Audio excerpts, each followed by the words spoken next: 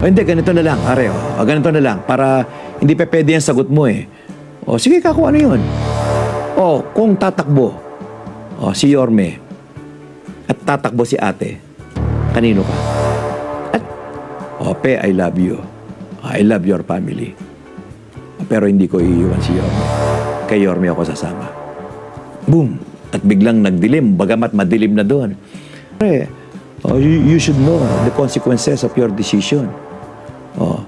Pag nangyari yan, mawawalan ka ng komite, mawawala lahat ng GO mo, lahat ng benepisyo, mawawala. At sa isa lang naman ang Yo, what's up, happy people? Sa mapagpalang umaga, tanghali, gabi po sa ating lahat.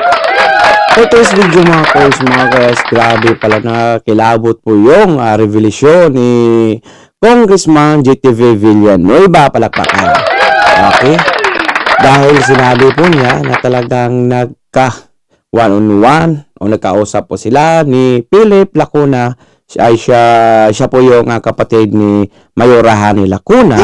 At talagang inilahad niya doon na mas pipiliin niya si Yorme Isko Moreno. At ang masaklap lang dito mga koys ay talagang sinabi po na isasara ang gripo ng grasya. Po, mukhang naririnig po natin to sa kapanahonan ni Yorme Isko Moreno doon sa kahihirap ha. Pero yan po ang totoo mga koys mga guys. No? So yan po ang mapapanood natin sa video ito. This video is created to Yorme Isko Moreno Facebook page mga koys mga guys. Okay? So without further ado, let's begin.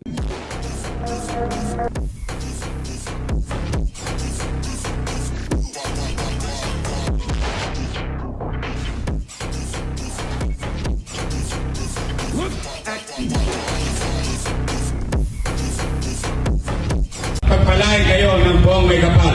Manila! God first! inspire ka na pagbutihin mo pa ang iyong trabaho. At nung panahon na ako'y seryoso nang nag-decide na ako'y tatakbong congressman, mas naramdaman ko kay Yorme yung pakikisama at yung malasakit na ako ay hindi niya pababayaan. Dumating sa punto na narinig ko sa kanyang mga bibig na isanla mo na ang laway ko, nagmemestra pa siya, ikaw ang congressman ko. Ay kinatutuwa ko na isa kataparan, tayo ang napili niya at hanggang ngayon pinapakita niya ang suporta niya sa akin. Hindi niya pinagdudahan yung kakayanan ko. Kahit nasabihin ng mga unang bahagi sa mga maglalaban-laban, itong si JTV ang pinakamahina dito, ang pinakawalang pangalan, ang pinakabago sa mga magtutunggali. Hindi talagang si Yorme yung taong gusto niyang nagbibigay ng opportunity. Pag nagtiwala siya, ipararamdam niya sa iyo na yung tiwala niya sa iyo ay ipararamdam niya sa iyo. Naramdaman ko lahat sa kanya yon. Kung kaya't nung kailangan mamili kung sinong sasamahan ko, masakit man na hindi ko napili yung sa kabila, wala akong pinanghihinayangan kung bakit si Yorme at si Yorme ang sinamahan ko bilang kandidato kong alkalde ngayong darating na eleksyon. At ako'y nagpupursige na makuha ang endorsement sa partidong kinabibilangan namin, yung Ascenso Manileño, sapagkat wala naman ako nababalita ang alingas-ngas o alitan sa mga boss namin. Siyempre, nandun yung pagsuporta ko sa kasalukuyang alkalde, kaya noong panahon ng araw ng Maynila, talagang very, very active ako. Ako yung nag-lead doon sa patimpalak ng Zumba. Ako ang namahala dito, ako ang nag-host, ako ang nag-isip ng mga rules and regulations dito for 1 month. At talagang sinuportahan natin yung programang iyon. Nagbablog tayo doon sa mga programa sa Kartilya, yung mga kainan doon, yung mga nagaganap doon, binablog natin sapagkat gusto nating i-promote. Ganoon naman yun kapag ikay kakampi, gusto mong ipinopromote mo yung sarili mong syudad, hindi lang sa mga Manileño, kundi sa mga nanonood kung ano nagaganap sa atin. Then dumating yung time na nasa session hall kami, kinausap ako ng kasamahan namin sa session at binanggit sa akin, JTB, mukhang masyado kang malakas sa itaas. Sumobra yata ang pagdadasal mo. Sabi ko, bakit naman? Hindi ba nababalitaan? Ano yung kako? ikaw na ang pinili ng Asenso Manileño. At yung nagsabi sa akin na kapatid ng ating alkalde, sabi ko, talaga ba? Bakit hindi pa ako kausapin ni Mayora para sabihin sa akin? Yung kapatid po na tinutukoy ni GTV, kung Congressman GTV Villanueva is yung si Philip Lacuna, mga coach. Ayan, nakikita niyo sa picture, siya po yung kusihal sa City of Manila at siya rin po yung minority floor leader. Relax ka lang. Basta nag-usap na kami kagabi. Nagdi-dinner kami at sinabi, ang official candidate natin for congressman ng partido, si JTB na. Ganon din ang sinabi sa akin ng majority floor leader, JTB, masyado ka malakas ha. Malakas ka kay Yorme, malakas ka kay Mayora. Kako, bakit? Ikaw na ang gustong maging congressman. Ganun ba? Sure na yon. Relax ka lang dyan. Kako, ba't di pa ako usapin? Para once and for all, di ba? Tumaas naman yung moral ko. Hindi, wait ka lang. Nung nalaman ko nung araw na yon na ako na ang napipintong magiging standard bearer bilang congressman, tinext ko si Yorme. Sabi ko, boss, asan po kayo? Pwede po kayo makausap. At hindi siya sumasagot. Tinatawagan ko, nagiring lang. Sabi ko, baka busy. Kaya after an hour, meron siyang missed call sa akin, kaya tinawagan ko siya. At nung tinawagan ko siya, ako, boss, pasensya na po. Meron po akong text. Nabasa ko nga. Ako, pwede ko ba kayo makausap? Kung pwede po, kayo lang po. Wala po sana tayong kasama. Sabi niya, sige, ganito na lang. Anong oras na? 6:30. Magkita tayo mamaya sa BGC ng 11 p.m. Ako, gabi na. Pero siyempre, gusto kong makausap. Opo. Kaya nung 9:30, may text na siya, punta ka na. Kaya pumunta ako dun sa kanyang sinabing lugar. At pagpunta ko doon, pagharap ko, nagulat ako, nakapambahay lang, naka-short, naka-t-shirt na pambahay. At sabi ko, boss, pasensya na po. At binalita ko sa kanya, kasi walang nangyayaring akong alam na gusot o alitan sa itaas. At sabi ko, boss, babalita ko lang po. Sinabihan po ako ng kapatid ni Mayora at ng ating majority floor leader na ako na po ang napipisil na standard bearer ng Asenso. At sabi niya, I heard about it. Opo. Ang balik ko sa kanyang tanong, boss, kaya po ako nakipagkita sa inyo. Tatakbo po ba kayong mayor? Sapagkat ayokong maipit mamaya tatakbo pala siya. At saka siguro kaya ako tinanong, kailangan kong malaman sapagkat may preference is siya kaya ako siya tinanong. At sinabi niya, huwag mo intindihin yun. Ito ba ang plan? Ito ba ang may plano na tumakbo? Naka-short, nakapambahay. Kung tatakbo ko, di nagpupuyat na ako. May hawak na akong ballpen, naglilista na ako. Ito ba? Ito ba yung nagpaplanon tatakbo?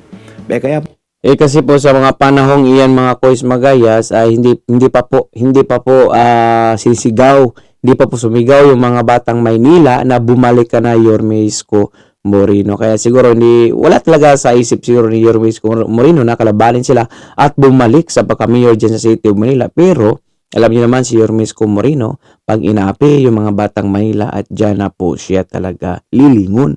Kaya sinagot po yung sigaw ng taong bayan na bumalik ka na Yorme Isko Moreno. boss, kaya po tinanong ko lang po kayo, huwag mo isipin yun. Basta isipin mo, ikaw tatakbo kang congressman, maging firm ka, sabihin mo sa mga leader mo na tuloy ang pagtakbo mo. Kaya yun ang ginawa ko. Narinig ko sa kanyang bibig na hindi siya tatakbo, wala siyang plano, dahil sa pagsasabi niya, ito ba yung itsura nung nag-iisip tumakbo? At naniwala naman ako. Kaya nung araw na yon, kinabukasan, meron kaming konting banding nung kapatid ng ating alkalde at ng mga barkada kong konsihal. Meron kaming konting inuman dahil katatapos nga lang ng araw ng Maynila. At tinext ko yung kapatid. Sabi ko, pwede ba, pare, mas mauna tayo sa venue?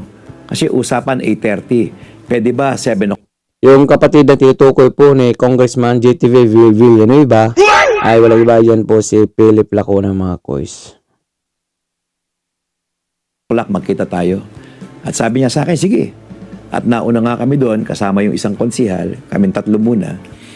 At nag-uusap kami, sabi niya, pare, ba't ka ba nagsiset ng maaga? Mamaya pa tayo. Hindi ka ako, may sasabihin ako. O ano yun? May kikwento kasi ako sa'yo, ano yun? Ako, galing ako kay Yorme kagabi. At nung narinig niya yung galing ako kay Yorme, nakita ko yung kapatid na natigilan. Nasabi, ano, tatakbo? Wala pare, walang ganun. Nag-usap lang kami from 11 o'clock ng gabi hanggang alas 3 na madaling araw. Sabi niya, na pare, lalo akong ninenervous sa'yo. Ano, napag-usapan niyo? Ito nga, sinabi ko nga yung sinabi mo na ako napipisil. Kaya tinanong ko siya kung tatakbo siya. Anong sagot? Anong sagot? Hindi nga raw. Lalo ko yung interview sa iyo. Mukhang hindi na kami makakabalik eh. Sabi niya, ito ba yung itsura ng tatakbo? Basta ilagay mo sa isip mo, tatakbo ka at tutulungan kita. Ang congressman ko ikaw. That was his exact word. Hindi pare, hindi pa pwede yun, tatakbo yan. Wala nga sinasabi. Kaya nga sinasabi ko sa iyo, kung ano yun. Dahil kung sinabi sa akin yun, diretso yun na kita. Hindi, ganito na lang, are. Ganito na lang, para hindi pa pwede yung sagot mo eh. Sige ka, kung ano yun. Kung tatakbo, si Yorme, at tatakbo si ate, kanino ka? At ako naman, playing safe, pare wala nga sinabi. Hindi nga. Ilagay na lang natin, okay, walang sinabi. Kung tatakbo si Yorme at si ate, kanino ka? At doon ko siya tinitigan sa mata at sinabi ko, Pe, I love you. I love your family. Pero hindi ko iiwan si Yorme. Kay Yorme ako sasama. Boom! Talagang yung lugar namin, parang hindi mo alam. Kung sinukluban at biglang nagdilim, bagamat madilim na doon. At nakita ko yung reaksyon ng kausap ko, okay, pare, fine. Pare, you should know the consequences of your decision. Pag nangyari yan, mawawalan ka ng komite, mawawala lahat ng GO mo, lahat ng benepisyo, mawawala. Para talagang ganun yung ganun po yung nangyari kay Yormesco Moreno nung bumaba po siya doon sa kapanahonan ni Rhapsody o ni Irap. Ay ganun din po yung sinabi nila grupo ni Irap na yung isasara yung grape po ng grasya. Yan po talaga din po nangyayari kay GTV Villanueva. Yung grape po ng grasya, kita mo kung gaano talaga kadumi yung politika mga kuisa. Pero hindi po ganyan si Yormesco Moreno dahil alam po natin na kahit kang kalaban ka, kakampi ka ay sa kapanahonan niya, ay andyan po sila. Nagtatrabaho po sa City of Manila. Hindi po. Transparent po ang ating Dr. Yormesco Moreno. At sa isa lang naman ang sabi ko sa kanya, hindi na bago sa akin yan. At sa isa lang naman ang sabi ko sa kanya, hindi na bago sa akin yan. Unang termino ko pa lang na konsihal, pwede ko kayong iwan at sumama ako kay Mayor Erap. Hindi ko ginawa. Kahit alam kong first term ko, kahit alam kong mabigat sa akin, hindi ko kayo iniwan. Sapagkat hindi ako nang iiwan ng ganun-ganon. Hindi, sinasabi ko lang. Basta hindi ko sasabihin kay ate yan. Okay.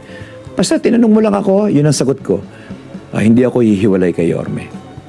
And then, doon na nagsimula yun. Pag-uwi, paalaman, konting yakapan, and that's it. The next session, sumisigaw na lang yung majority floor leader. Hindi ko alam na kinabukasan, nag-meeting na pala. Lumaki na pala yung kwento na yon na si JTB, pinili si Yorme.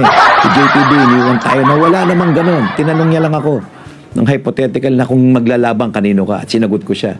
Hindi ako bibitaw kay Yorme. Pero pagdating ng Tuesday, Friday yon, Tuesday, sumisigaw na yung aming kasamahan doon. JTB left the group, mga kasama. JTB left the group. JTB left the group. At nang lapitan na sa akin, nagulat ako, alam na rin ng mga laman. Pare, totoo ba yun, pare? Pare, totoo ba yun? Sumama ka raw kay Yorme? Bakit may sinasabi ba yung taong tatakbo? Ba't pinapalaki ninyo? Hindi, pare. Balitang balita eh. Kay Yorme ka raw. Kaya, pare, kung ano yung sinabi ko kay Ipe, yun. And that's it. I think, hindi naman sa ano, yung IP mga koys, Yan po yun si Philip Lacuna. Ito. Spark everything within the session. At doon, parang, kanino ka. Pero ako, inilagay ko yung sarili ko, just in case hindi tumakbo si Yorme noon, talagang nasunog ako. Pwede ako maging independent, pwede ako on my own sapagkat baka sabihin ng partidong Asenso, namili ka na pala eh. O tara mo, hindi pala tumakbo. O baka nagsenador o talagang nag-retire na. Pero since pinamumukha mong kay Yorme ka, bahala ka na. Pero ako naman, whenever I decide, I always face the consequences of my decision. The consequences of my decision and my action. Pero awa ng Diyos, dumating na sa punto na ito. Sinasabi ko, wala akong regrets. Tama lahat ang decision ko. And if that incident happen again, hindi ko babaguhin decision ko. And I will always decide na hindi ko iiwanan at sasama ko kay Yorme Isko Moreno. At isa pa kung bakit kay Yorme ako sumama. Kasi syempre, parehong boss yan eh. Yung ating alkalde ngayon at si Yorme, pareho kong nililigawan niya, nagpaparamdam ako. At from time to time, papasyalan ko si Yorme dito. Boss, asan ka? Papasyal ako. Magdadala tayo ng konting kakanin, alam mo na, merienda, para lagi tayo nasasagap sa radar niya. At syempre, yung ating mayora, pinapasyalan natin. Every time na pupunta ako doon, at alam niya naman, pumupostura na ako. At alam nilang malapit ako sa pamilya niya. Lalo na sa kanilang ama. Ang nasirang si Boss Danny. At tuwing dumarating ako doon, sasabihin niya, ikaw ang gastos mo. Ang dami mong programa. Ako, syempre, turo ng daddy mo yan eh. Anong turo ng daddy ko? Magastos ka, ganyan. Tapos bigla niya isisingit sa akin. Okay, basta JTB ha. Basta ako magpapasurvey. At kung ano ang survey, yun, doon tayo mag-rely. Opo. Kaya naman ako nagsisipag. Siyempre gusto natin makuha yung basbas at walang nagaganap na alitan. On the other hand, pag pupunta naman ako kay Yorme, walang binabangkit sa akin si Yorme na JTB kung sino ang survey, yun ang dadalhin. Isa lang ang lagi niyang sinasabi sa akin. Mapanatag ka na. Isang lamulaway ko. Ikaw ang congressman ko. Pero may konting parang tawag ito, paramdam sa akin si Yorme. Siguro nararamdaman niya na talagang hindi ako ang gusto nung kabila. Kaya pinapapanatag niya ako. Kaya from time to time, na ikinagagal ako, yung kinikwento ko kanina, tinetext niya ako. Tuloy-tuloy lang ha, huwag kang titigil ha. Hanapin mo yung mga dapat tulungan. Tuloy-tuloy lang, huwag kang titigil sa bahay. Umaga, tanghali, hapon, gabi, hanggang madaling araw, ikot-ikot. Maaring nung mga panahon na yon, hindi nakikiayon ang survey sa atin. Pero there was already an assurance from Yorme na ikaw ang congressman ko. On the other hand, naipaparamdam sa akin na JTB, kapag pag malapit na at nakita sa survey na hindi ka pumapalo at merong iba, matanggap mo na hindi ka madadala. So, yun yung naging matibay na comparison sa akin na sino ang tunay na nagmamalasakit sa akin. Ayun ang tinuro sa amin ni Boss Danny. Pag may kasama ka, wag na wag niyong iiwan. Ano man ang mangyari, resulta sa eleksyon ng taong kasama mong tunay, at least, ipinaramdam mo sa kanila na sinamahan mo sila sa laban nila, sa mahirap na laban nila. That is the most important. Pero yung wala pang laban, ipinaramdam na sa'yo na binitiwan ka na sa ere, masakit yun. Masakit yun. At gaya na sinasabi ko, ako, may expectation ako na gano'n ang dapat na narinig ko sana sa kanila. Ikaw pa ba, JTB, para kang pamilya? Hindi mo iniwanan si daddy. Tumakbo ng mayor, hindi nanalo, hindi kayo miwalay. Tumakbong congressman, natalo, nagtatrabaho ka sa immigration, pumupunta ka pa dito para sumuporta, hindi kayo miwalay. Parang ako, gusto ko lang, at hindi ko masabi sa kanila, ganun din sana ako. kung ano man yung labang ko, kung ano man yung hirap at posisyon ko, itong pumoporma ko, sana nasabihan na ako nung umpisa pa lang, relax ka lang dyan. Tutulungan ka namin. Hindi ka namin iiwanan. Pero ang narinig ko, basta JTB, titingnan natin kung sino ang nangunguna sa survey, yun ang magiging kapasyahan natin. Kaya medyo masakit sa akin yun. Kaya kung bakit si Yorme, isa ito sa mabigat na naging dahilan ko sapagkat kay Yorme ko naramdaman yung talagang pagmamalasakit niya sa akin. Whatever the results may be in the future. Sabi niya, nung ako hindi pa Yorme, nandiyan ka eh. Isko Moreno pa lang ako. Hindi mo kami iniwanan. Walang kasiguruhan na mananalo akong vice mayor, nandiyan ka. Walang kasiguruhan na mananalo akong mayor, nandiyan ka. Ganun din ipaparamdam ko sa iyo. Kaya I'm very, very fortunate na sa pinakita ni Yorme sa akin, sa pagtitiwala niya sa akin. Kaya yung gratitude ko sa kanya lalong tumaas at lalong nagpatibay. Kaya Yorme, forever si JTB.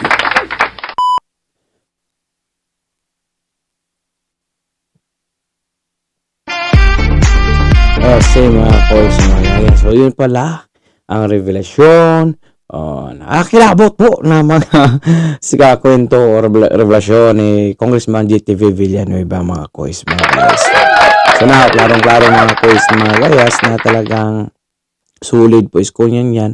Sulit Yorme Isko Moreno at hindi po iiwanan. So talagang yung mga course na yun, salitang isasara ang grasya o gripo ng grasya ay napanood na po natin yan, napakinggan sa privilege speech ni Yorme Isko Moreno noong siya po ay nagiging isang vice mayor mga kois mga guys dyan sa City of Manila sa kapanahonan ni Ira Estrada mga kois. So talagang ganun po ang politika mga kois mga guys. Pag hindi ka sumunod sa nakakataas, nako, mawawalan ka talaga ng kapangyarihan, mawawalan ka ng mga ayuda na pribilehiyo bilang isang public servant pag hindi ka sumunod. So napakapangit po pakinggan pero hindi po nangyari sa kapanahonan ni Yorme Isko Moreno dahil alam po natin talaga na si Yorme Isko Moreno ay walang masamang tinapay. Mga guys mga gayas, hanggat sumusuporta ka kahit kalaban ka noon, sinusuportahan mo ang kanyang administrasyon, okay na okay yan kay Yorme Isko Moreno. Okay? Pakicomento ng mga opinion o reaction sa comment section ng ating video. Big love shoutout po sa ating lahat. So for now, I'm Ken Manila. God first, God bless all. Peace. Bye-bye. Our hearts beat to the city streets. We began to feel the fire. We rise like tall buildings.